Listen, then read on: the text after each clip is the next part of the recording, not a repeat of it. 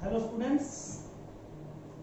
तो हम लोग मैथमेटिक्स में लास्ट वीडियोस के अंदर प्रकार और पटरी की सहायता से कोणों की रचना करते हुए 11वां चैप्टर की रचनाएं पढ़ा था और आपने ज्यामितीय रचनाएं जो थी उनके डायग्राम बनाए थे। यानी 11.1 में तो आप लोगों ने प्रकार और पटरी से कोण ही बनाने थे। लगभग 11.2 में आपको त्रिभुजों की रचना करनी थी, जो लास्ट वीडियो के अंदर आपको सिखाया गया था। हो सकता है आप लोगों ने कार्य पूरा कर लिया हो, न किया है तो वे स्टूडेंट भी अपने उस कार्य को वीडियो को देखने के बाद पूरा करें। और आज हम एक नया टॉपिक स्टार्ट करने जा रहे हैं। हमारी 9th की बुक्स का 3rd चैप्टर है निर्देशांक ज्यामिति।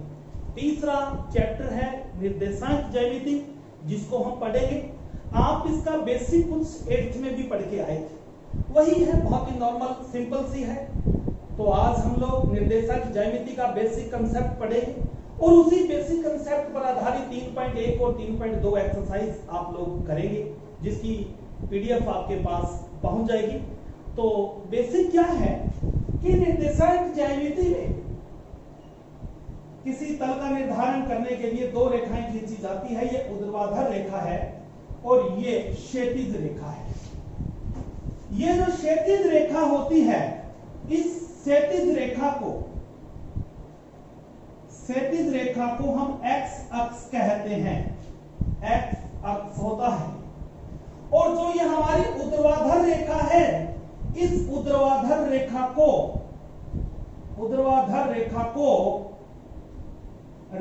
को हम y अक्ष कहते हैं।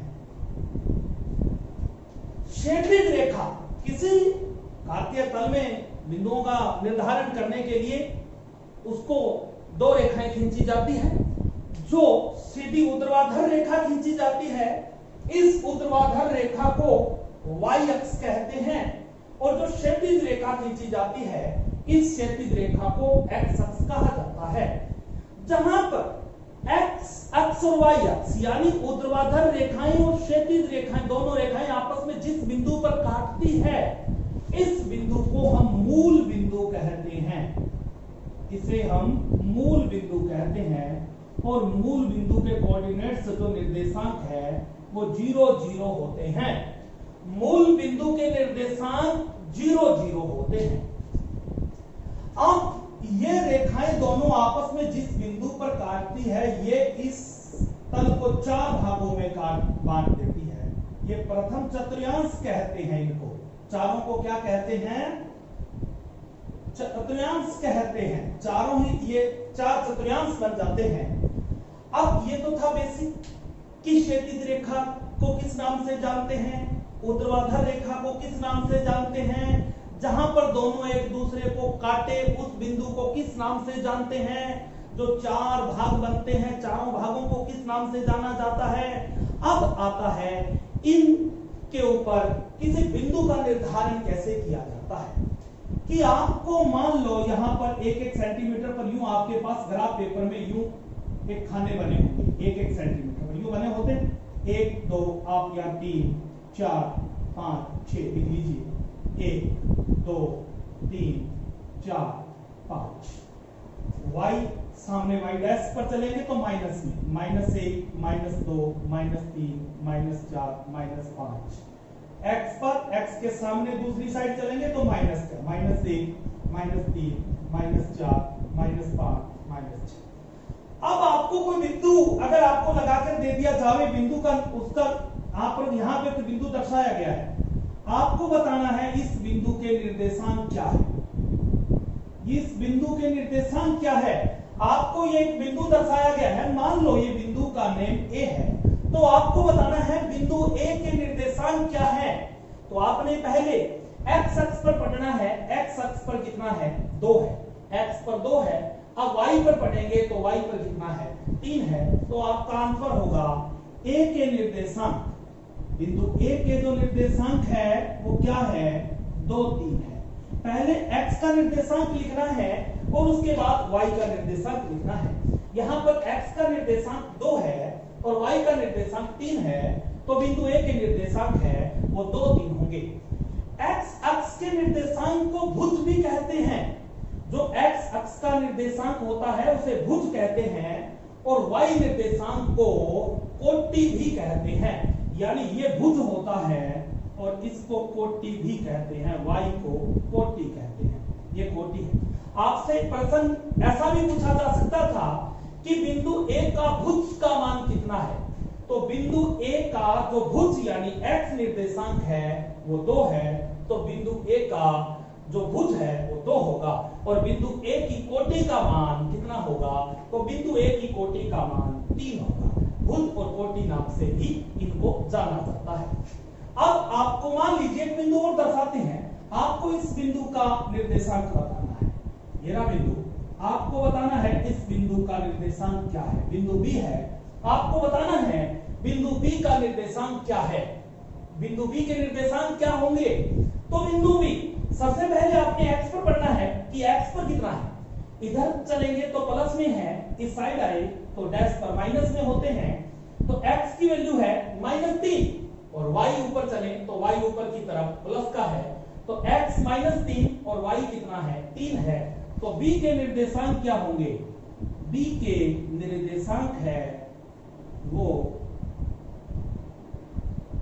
-3 है। x का मान -3 है x निर्देशांक और y है और 3 है, तो -3 होंगे बिंदु b के निर्देशांक। ठीक इसी प्रकार एक अन्य बिंदु और लगा दिया जाता, मान लो ये बिंदु यहां पर है, आपको बताना है ये सी बिंदु के निर्देशांक क्या है। और ये लीजिए जी, आप इस प्रकार रेखा के माध्यम से दर्शा दिया गया सी का निर्देशांक। तो आपको बताना है x पर पहले x पर -5, y पर देखें तो y पर है -4, तो आपका सी का निर्देशांक हुआ -5 -4। ये आपको इस प्रकार कोई ग्राफ पेपर पर आपको बिंदु दर्शाए गए हैं, उन बिंदुओं के निर्देशांक बताने हो उस चित्र को देखकर, तो आप इस प्रकार निर्देशांक बता सकते हैं। इसके विपरीत नेक्स्ट क्वेश्चन ऐसा भी हो सकता है कि आपको कोई बिंदु दे दिया जाए, बिंदु के निर्देशांक दे दिया कि आपको बिंदु दे दिया 4 - 2, कहता है इस बिंदु को दर्शाइए किस तल पर कहां पर आएगा।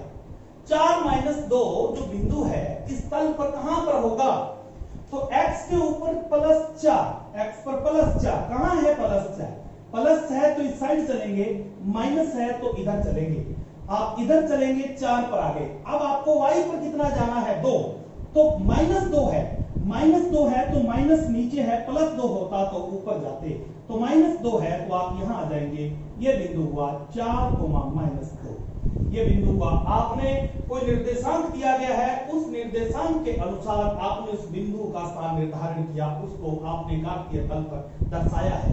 इस प्रकार आपको कोई बिंदु दिए होंगे, उनका आप उनमें दर्शा सकते हो या दर्शाए गए बिंदुओं के निर्देशांक बता सकते हो।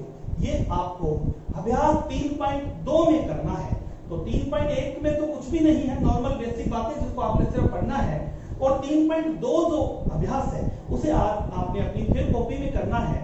इस वीडियो को देखने के बाद 3.2 की पीडीएफ आपके पास होगी और आपने इस प्रकार बिंदुओं का निर्धारण करना है और निर्धारित बिंदुओं के निर्देशांक बताना है।